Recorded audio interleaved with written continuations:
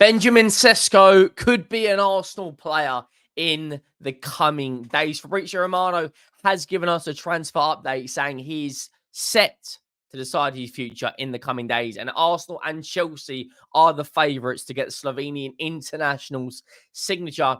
And a Spanish news article coming out saying that Alvarez could leave Manchester City this window. Make sure you go down, drop a like on the video. We've hit 500 and even 600 likes on the last few videos. So if you could go down, drop a like on the video. And we are less than 500 subscribers from 8,000 the Euros this month. There is so much transfer news coming to this channel. So make sure you strap in, lock in, and enjoy it. Now, Fabrizio Romano tweeted out earlier today this, and he says, Benjamin Sesko taking some more days to decide his future. There were still contract proposal from RB Leipzig on the table. Meanwhile, Sesko said no to 30 million euro net salary from Saudi. Man United, Arsenal, and Chelsea have all approached Sesko since March/April. Now, interesting one for me. I can't personally see Benjamin Sesko joining Manchester United as it stands at present because they currently do not have a manager. So, thinking about this logically, surely you'd implement a manager and a style of play and get across your ideas to the remaining players before you bring anyone else in. I get clubs at time can sign managers and players before one another. You know, for instance, it doesn't really matter who Tottenham bring in because the idea after Ange Postecoglou is that it will be a similar style of play. So as long as they fit that system and that style of play under Ange, the likelihood is they will fit the next one.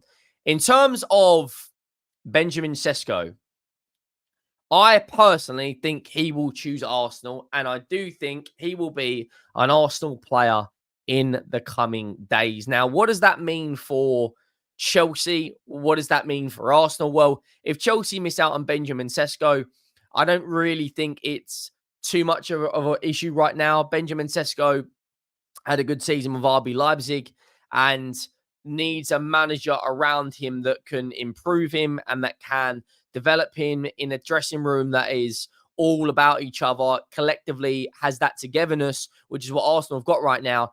If Chelsea miss out on Benjamin Sesko, I don't think it's the worst thing in the world. They've been linked to the likes of Victor Osimhen, Dusan Vlahovic, Elise. They've already got, you know, the likes of Cole Palmer and Nkunku who can play there, Jackson who can play there. Where the difference is Arsenal are crying out for a number 9. Now, moving on to Arsenal briefly before I come back to Chelsea, Arsenal have been linked to a number of strikers from, you know, Benjamin Sesko to Victor Osimhen, Dusan Vlahovic, Ivan Toney, Ollie Watkins, Alexander Isak. Now, if Arsenal do get Benjamin Sesko's signature by the end of the week, for me personally, I think that rules out any move for Alexander Isak. You know, Newcastle, according to some reports coming out from, you know, Newcastle ITKs, they're holding out for £140 million. As great and as fantastic as a player as Alexander Isak is, I don't personally think he's worth £140 million. I think he is a top player who could quite easily get 20 goals a season in any team in the Premier League right now in the form he's in and the level of ability he has got. Genuinely, he is a superstar in the making. But at present, I think there's probably only 5 players on the planet that are worth £140 million.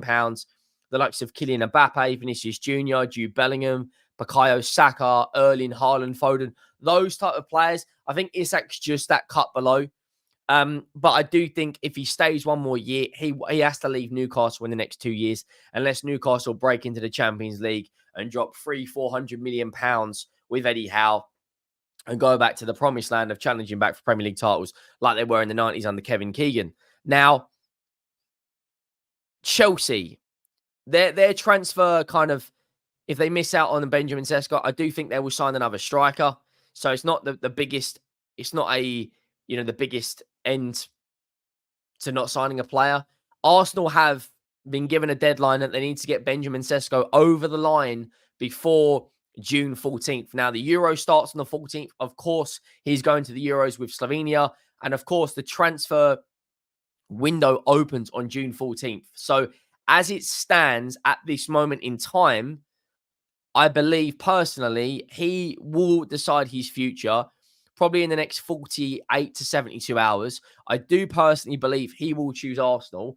And I look at the environment that Arsenal have got right now in terms of the players, that they've made some statement signings in recent years with the likes of Kai Havertz, Declan Rice, Timber, Odegaard. And right now, I think this tells the rest of the Premier League it's a statement of intent that they are going once again, and their aspirations are to win the Premier League title. Arsenal, Arteta did an interview, I believe, with the Spanish press coming out saying that it hurts not to win. His main focus next season is to win. He wants to have a strong transfer window. And if they get Benjamin Sesko's signature, in my opinion, it is a very, very, very strong start to the transfer window for Arsenal. When I look at Benjamin Sesko, 21 years of age, 22, only just turned 21 as well, 16 goal contributions in 31 games. His numbers are very, very, very, very good. Non-penalty goals, he's in the top 4% of all players in Europe. Non-penalty XG, he's in the top 20%. Successful take-ons, he's very good. He's got blistering pace. Aerial duels is very strong as well. He's being compared to some top players, and it's a bit of a shame for RB Leipzig because as soon as they try to, eventually, as soon as the likes of Leverkusen and not necessarily Leverkusen because they've won the league title this year, but in recent years, as soon as Leverkusen or Leipzig or Dortmund get a good player, they get snapped up. You look at the likes of Diaby and the likes of Leon Bailey that left Leverkusen. Dortmund, you can talk about Lewandowski, Mats Hummels, Gundogan, Mario Götze. You can, the list is got Aubameyang. The list goes on and on and on. Mkhitaryan. And it's a shame that whenever these German teams get good players, they get snapped up by other teams. But I do think it's going to be a very, very strong signing for Arsenal. It's a statement of intent. For me, it kind of shows them that they are going again in this transfer window and they're not going anywhere. And I do believe if they get this over the line, it kind of closes that gap a little bit more. They need to bring in a DM. I do think, a Zubimendi or an Edison will probably be the most likely candidates to bring in to Arsenal. And I think it's a strong start to the window. Cedric's left. Mohamed El-Neni's left. You got the likes of Eddie Nketiah. You got the likes of Emil Smith-Rowe, both being linked to a move away. I think Smith-Rowe could potentially be on his way down to Fulham. Ex-players already at Arsenal are down at Fulham, the likes of Willian, the likes of Iwobi. And I feel sorry for Smith-Rowe because there is a lot of talent there. Injuries have played their part. And of course, unfortunately for Smith-Rowe, when you've got Martin Odegaard in front of you, it's incredibly difficult to break into the first team. He is a top player, Martin Odegaard, one of the best attacking midfielders in European football. And I guess you could say Smith-Rowe could learn and he could essentially play a part. But I think for him and the club, I think it's the best thing for Emil Smith-Rowe to leave. And the same as Eddie Nketiah. Arsenal are looking at Sesko. They've got Kai Havertz that can play there. They've got Gabriel Jesus that can play in the striker. I don't necessarily think at this moment in time, both the English players in Nketiah and Smith-Rowe will be here by the end of the transfer window. Now, one bit of news that's gone absolutely out of the blue is Alvarez, Argentine World Cup winner, treble winner, Premier League winner, Alvarez, Julian Alvarez from Manchester City, according to the Spanish outlets out in Madrid, he could be on his way to Atletico Madrid and wants more game time. Now, Alvarez is an interesting one for me. As backup strikers go, I don't think there is a better backup striker in world football than Alvarez. 24 years of age, an unbelievable player. He's compared to the likes of Salah, Eze, Sane, Royce, Gordon, Foden, Hoffman, Palmer. He is compared to some of the best players in the world when you look at his numbers. Now, when you look at Julian Alvarez, I don't think anytime soon he is going to play 38 games a season in a Manchester City shirt. He did play 36 games, but a lot of those were off the bench. He's been at Manchester City now a couple of years. He's won a Champions League. He's won a World Cup since he's been at City. He's won 2 Premier League titles. He's won an FA Cup. He's won a League Cup. Actually, no, he hasn't won a League Cup. He's won a Super Cup. He's won a Club World Cup. His CV is stacked with trophies. However, as it stands right now, Erling Haaland is the best goal-scoring player in Europe right now. He is an absolute machine in front of goal. He is a robot. He is just a machine. And Romano's come out with a statement, or a tweet, sorry, regarding the likes of Erling Haaland. And Erling Haaland has said on his contract that he's had 2 fantastic years at Manchester City. And he's gone on to say he's got 3 years left. That's all I can say. Basically telling everyone that he is not going anywhere but anytime soon. The only team you could imagine him going to is the likes of Real Madrid or Bayern Munich. And Real Madrid have just signed the likes of Kylian Mbappe, and they are about to sign, Davis from Bayern Munich. So Erling Haaland is not going anywhere by any stretch of the imagination, and he still will be a Manchester City player in the next 3 years because he's got a contract there. So what does this mean for Julian Alvarez? Well, when you look at Julian Alvarez's actual stats in a Manchester City shirt, they are very good.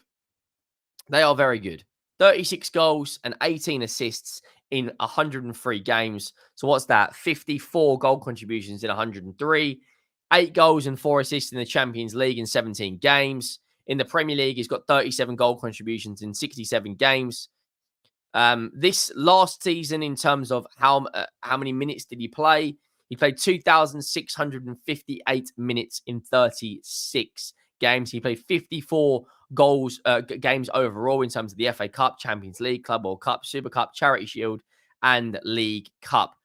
In terms of how many minutes is he averaging a game? Well, if you do the math, 2,658 divided by 36, he's averaging 73 minutes a game. So it's not like Pep Guardiola isn't giving him a chance or even giving him game time.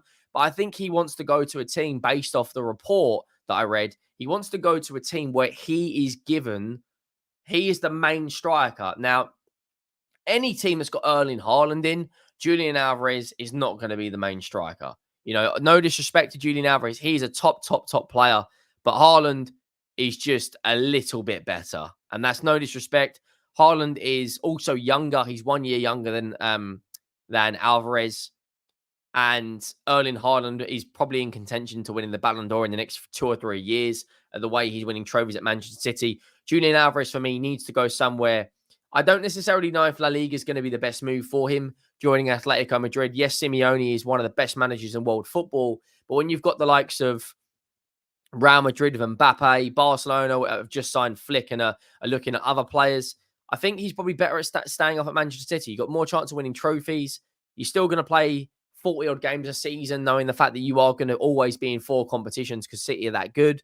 Plus, there's an opportunity to go and win another Champions League and a Super Cup. So, does he need to join another club right now? I mean, I'm not so sure. Like, I don't necessarily think joining a Manchester City or joining a Real Madrid or an Atletico Madrid right now is going to be the best thing for him.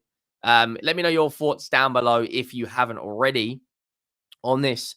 Do you think Benjamin Sesko will be an Arsenal player in the coming days? Do you think Alvarez will be leaving Manchester City? Make sure you go down, drop a like on the stream, subscribe to the channel, and I will see you all in the next one. Thank you for watching. I am out.